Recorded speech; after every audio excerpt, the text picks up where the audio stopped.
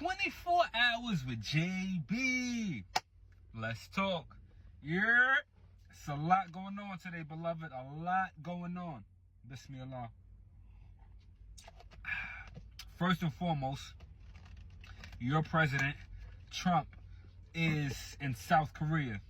He greeted the South Korean president. He's in South Korea because he's out there meeting with Xi Jinping, President Xi Jinping. That's the president of China, right? So, as an extension of an olive branch, let's just say, Trump has told NVIDIA, yo, you can sell China those Blackwell chips. Oh, word? So NVIDIA stock goes up, passes the $5 trillion mark. That's one thing. Secondly, China said, yo, we're going to ease the restrictions on the soybeans. Here, y'all can have those soybeans for right now. That's the second play. Back to NVIDIA. NVIDIA now has a deal with Palantir, right? That's the Palantir CEO is Alex Karp. That's another play. Since we're in the semiconductor space, AMD, Advanced Micro Devices, that CEO is Lisa Su, which is Jensen Huang's cousin, right? They just did $1 billion deal with the, let's say, White House administration. In other words, Trump. They did a chip deal. That's one thing. Secondly, well, thirdly, fourthly, wherever we at, Amazon reports earnings tomorrow, right? So Amazon, right? Shout out to Andy Jassy. A lot of people think Jeff Bezos when they think Amazon, but it's really Andy Jassy. That's the CEO. So Amazon, last week, for those who don't know, Amazon, AWS, Amazon Web Services, it was down for about 13 to 15 hours or so, right? So with that being said, Coinbase, I want to say Robinhood, Duolingo, a lot of different websites, major platforms, right? Even down to certain news, basically half the damn internet was shut down due to Amazon Web Services being inactive or having technical difficulties. So that's not the first time that ever happened, that has happened, but the significance this time, the significance during this time was more so that the stock didn't drop that much, right? So you see, under normal circumstances, the stock would drop precipitously, but it didn't do so this point in time. And I think that's because the stock is already, let's say, more on the downside during the year. So with that being said, I have a close eye on Amazon when they report earnings tomorrow. Shall we continue? Microsoft, now, shout out to Satya Nadella. That's the CEO of Microsoft. Microsoft now has a larger stake in OpenAI. Shout out to Sam Altman. That's the CEO of OpenAI, right? So, of course, that caused Microsoft stock to go up a little bit. Boom. It's a lot taking place. It's a lot taking place. What else we got? What else I got for you? I told y'all in the last video about Target becoming pro-black. So they're basically invested. I didn't do my full due diligence on it, but they're basically investing into some sort of black structure. It's either a startup or a company, or they're funding. They're getting smart. They're switching CEOs as well soon if they didn't already. What else we got? There's a lot.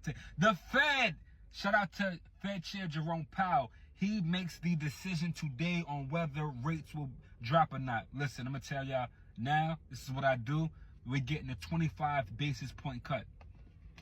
And we may get another one at the end of the year.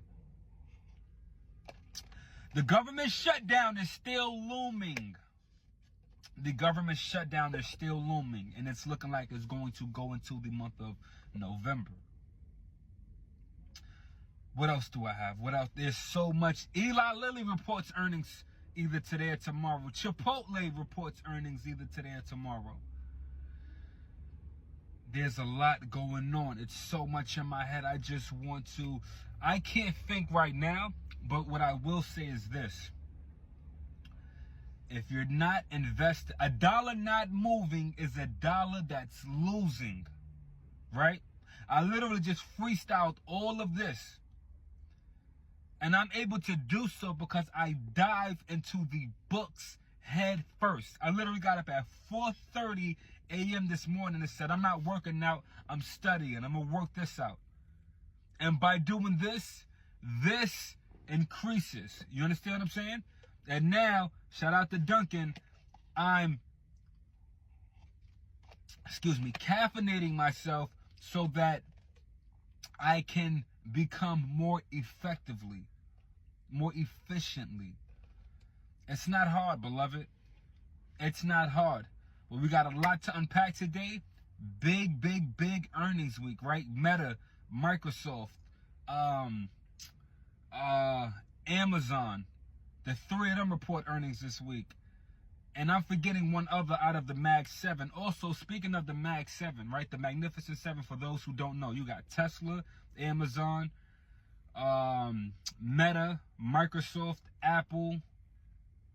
I'm forgetting one or two. I can't think.